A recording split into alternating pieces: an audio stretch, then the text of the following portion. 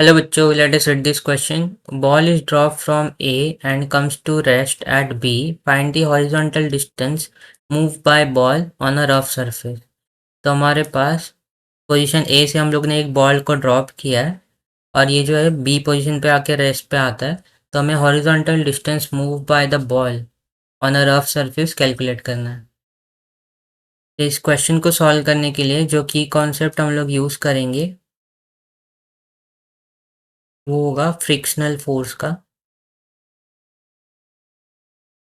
Frictional force.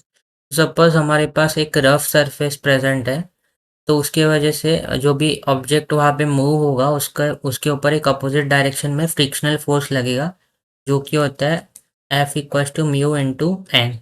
जहाँ पे N जो है ये कोइफिशिएंट ऑफ फ्रिक्शन होता है और एन जो है ये नॉर्मल फोर्स होता है।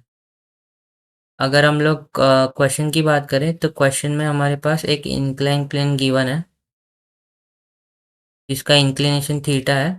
ये हमारा पोजीशन ए है और हम लोग अज्यूम करते हैं कि ये हाइट जो है ये h है और लेंथ ऑफ इंक्लिनेशन l है। यहाँ से हमें ये जो है ये रफ सरफेस हमें गिवन है और बॉल जो है ये फाइनली यहाँ पे कहीं पे आ जाता है। ये हमारा पोजीशन जो है वो बी है। तो अगर हम पहला केस देखें तो जब हम लोग ए से ड्रॉप करेंगे बॉल को तो स्टार्टिंग में तो इसमें पोटेंशियल एनर्जी होगी। जब ये नीचे आएगा इन प्लेन से तो ये जो पोटेंशियल एनर्जी है ये काइनेटिक एनर्जी में कन्वर्ट हो जाएगी।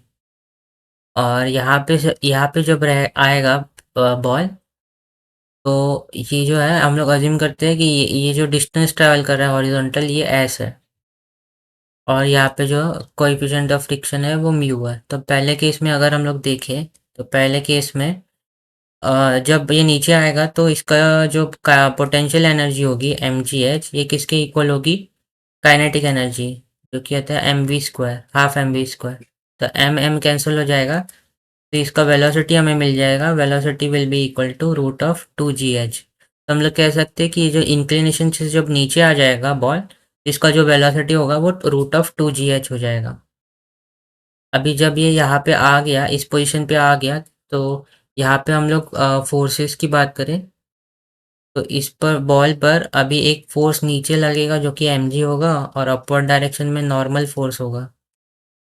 तो यहाँ पे हम लोग लिख सकते हैं सेकेंड केस में जब ये नीचे है बॉल, तो नॉर्मल फोर्स जो है वो एम जी के इक्वल है और हमें पता है फ्रिक्शनल फोर्स को हम लोग म्यू इंटू एम से डिनोट कर एन से डिनोट करते हैं। तो ये हो जाएगा म्यू इंटू एम जी के, दैट मीन्स फ्रिक्शनल फोर्स हमें मिल गया म्यू एम जी के इक्वल। तभी ये जो बॉल जो है ये हॉरिजॉन्टल डिस्प्लेसमेंट करेगा तो उसके ऊपर जो है फ्रिक्शनल फोर्स जो है वो वर्क डन करेगा, जो कि काइनेटिक एनर्जी के इक्वल होगा। यहाँ पे हम लोग लिख सकते हैं कि जो वर्क डन होगा बाय द फ्रिक्शनल फोर्स जो कि आएगा म्यू एम जी इंटू ये जो डिस्टेंस ट्रेवल कर रहा है horizontal S will be equal to the kinetic energy जो कि half M V square, but यहाँ पे अभी वी हो जाएगा हमारा root of two G H. तो इसका अगर स्क्वायर करेंगे तो ये हो जाएगा टू जी एच, रूट हट जाएगा तो ये टू कैंसिल हो जाएगा यहाँ से, जी कैंसिल हो जाएगा और मास भी कैंसिल हो जाएगा। तो हमें मिलेगा म्यू इंटू एच जो है वो एच के इक्वल है। तो यहाँ से हमें जो डिस्प्लेसमेंट या फिर distance cover by the ball जो है वो एच अपॉन म्यू के इक्वल मिलेगा। अभी अगर एच को हम लोग एल के टर्म्स में लिखे तो अगर डायग्राम देखें तो डायग्राम में ये जो इंक्लिनेशन है इसमें अगर हम लोग साइन थीटा लगाए तो साइन थीटा क्या हो जाएगा एच अपॉन एल। यहाँ से हम लोग कह सकते हैं कि एच का जो वैल्यू आएगा वो एल साइन थीटा के इक्वल आएगा। तो यहाँ पे अगर हम लोग ये वैल्यू सब्स्टिट्यूट कर दे तो हम लोग कह सकते हैं हमें हमारे पास क्या था S equals to H upon L. तो यहाँ से ये हो जाएगा L sine theta divided by ये म्यू है, सॉरी, तो यहाँ पे एल नहीं है ये म्यू है। यहाँ पे ये म्यू हो जाएगा तो ये L sine theta upon mu. तो हम लोग कह सकते हैं कि बॉल जो है ये horizontal distance L sine theta upon mu जितना कवर कर रहा है। So I hope you have understood it well and best of luck.